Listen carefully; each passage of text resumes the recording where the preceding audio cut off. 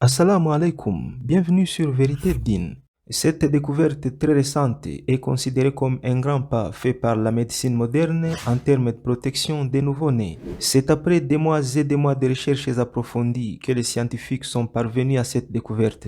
Et si je te disais que ce qu'ils ont découvert avait déjà été annoncé et pratiqué par le prophète Muhammad sallallahu alayhi wa sallam plus de 1400 ans plus tôt? Oui, le prophète le savait déjà. Un homme qui ne pouvait ni lire ni écrire. Subhanallah, Allahu Akbar. On va en parler dans un instant. Et à la fin de la vidéo, je vais parler d'autres découvertes scientifiques majeures très récentes, mais qui ont été annoncées dans le Coran il y a plus de 14 siècles. D'abord, je vais dire ceci. Nous, musulmans, n'avons aucun doute sur le fait que l'islam est une religion parfaite venant de Dieu.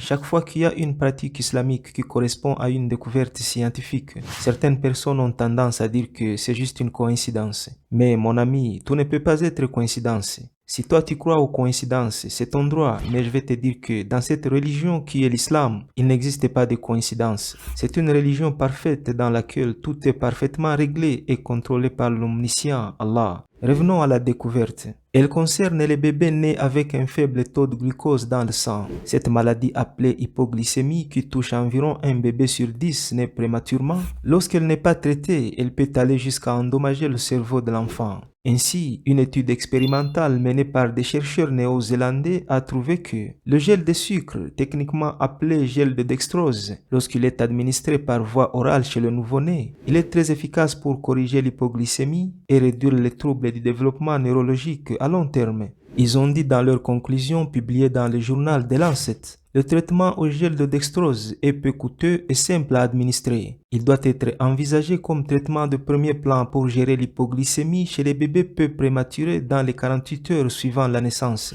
Selon Neil Marlowe, professeur à l'Institut pour la santé des femmes de Londres et expert en développement de l'enfant, même si le gel de dextrose était tombé en abandon, ces résultats suggèrent qu'il devrait être ressuscité en tant que traitement, car nous disposons désormais de preuves de grande qualité démontrant sa valeur. Alors, quelle est la relation cette découverte a avec l'islam? La relation, elle est grandiose. Il y a plus de 1400 ans, lorsqu'un enfant était né, le prophète Muhammad sallallahu alayhi wa sallam avait l'habitude de prendre un morceau de date et de le placer dans la joue du nouveau-né. Subhanallah. Cette coutume est connue sous le nom de tahnik en arabe. Et chaque fois qu'un bébé naissait au sein de la communauté musulmane, ses parents l'amenaient directement chez le prophète afin qu'il puisse faire le tahnik sur lui. Et ceci est resté une pratique courante dans la communauté musulmane, de mettre dans la joue d'un nouveau-né un morceau de date ou une petite quantité du miel. Donc, le prophète savait très bien que le sucre était une protection efficace pour le bébé contre toutes ces maladies telles que nous les savons aujourd'hui grâce au progrès de la médecine. Comment le prophète Muhammad sallallahu alayhi wa sallam a pu connaître ça alors qu'il n'a jamais fait de tests scientifiques sur les nouveau-nés? Quelqu'un va dire qu'il faisait ça juste par hasard. Non, mon ami, réfléchis encore. Il n'y a rien de hasard dans les enseignements de notre prophète. Par exemple, quand il a parlé d'une barrière qui existe entre deux mers qui se rencontrent, une barrière qui empêche les eaux de se mélanger comme si un mur les séparait. Des centaines d'années plus tard, des recherches scientifiques approfondies ont prouvé que réellement il existe une force physique qui fait que les mers ne se mélangent pas malgré les courants maritimes et la force des marées qui agitent les eaux. Là encore, c'est une coïncidence. Et lorsque le prophète Muhammad sallallahu alayhi wa sallam a parlé des étapes du développement de l'enfant dans le ventre de sa mère, plus de 13 siècles avant que cela ne soit confirmé par l'embryologie en tant que science moderne. Une coïncidence? Je donne un autre exemple.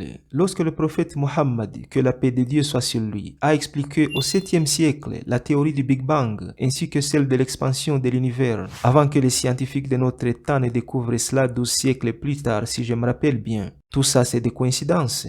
Mais à un certain moment, il faut se libérer des idées reçues et essayer de regarder les choses avec un esprit ouvert. Tout ce que le prophète a dit était une révélation venant du plus haut, le maître de l'univers, Allah. Nous vivons à une époque où la science et la technologie ont fait des avancées extraordinaires. L'un des avantages est que nous pouvons vérifier certaines choses à la lumière de la science.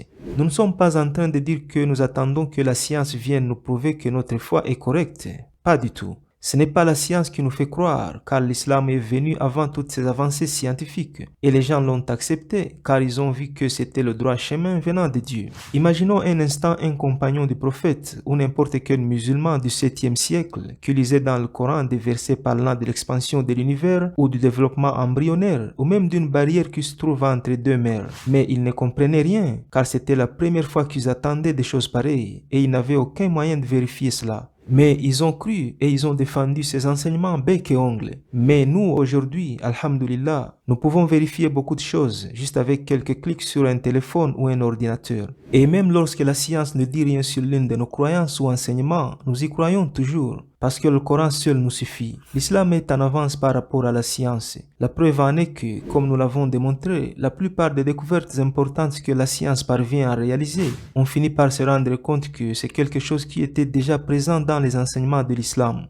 Et puis, quelqu'un voudra me contredire en me lançant un défi en disant « Oh, alors la science a découvert ceci ou cela, montrez-moi cette chose exactement dans le Coran ou dans les enseignements du prophète. » Comme quelqu'un qui m'a dit un jour de lui montrer un verset coranique qui parle de l'existence de l'eau en forme liquide sur la planète Mars et que si je parvenais à lui montrer ce verset, il allait embrasser l'islam. La réponse est très simple. Le Coran ne parle pas de tous les détails inutiles. Il a donné des petites doses d'informations sur l'univers et a laissé le reste aux humains pour qu'ils découvrent par eux-mêmes. Les différentes informations scientifiques se trouvant dans le Coran servent d'inspiration à ceux qui y réfléchissent. C'est grâce à ces informations que de grands savants musulmans ont fait des travaux qui ont ouvert la route au développement de la plupart des disciplines qui nous servent aujourd'hui dans le monde. C'est grâce à ces informations que Ibn Sina, encore appelé Avicenne, est considéré aujourd'hui comme le père de la médecine moderne. C'est grâce à ces informations que le grand mathématicien Muhammad ibn Musa al-Khwarizmi a inventé l'algèbre et a préparé le terrain pour l'astronomie telle que nous la connaissons aujourd'hui. C'est grâce à ces informations contenues dans le Coran que Ibn Hazmi a mené des recherches pour finalement prouver que la Terre était ronde, 500 ans avant que Galilée ne fasse sa découverte. Et j'en passe, car la liste est très longue. Donc, l'islam n'est pas une religion qui condamne la science et les connaissances du monde en général. Il encourage plutôt l'humanité à approfondir ces sujets.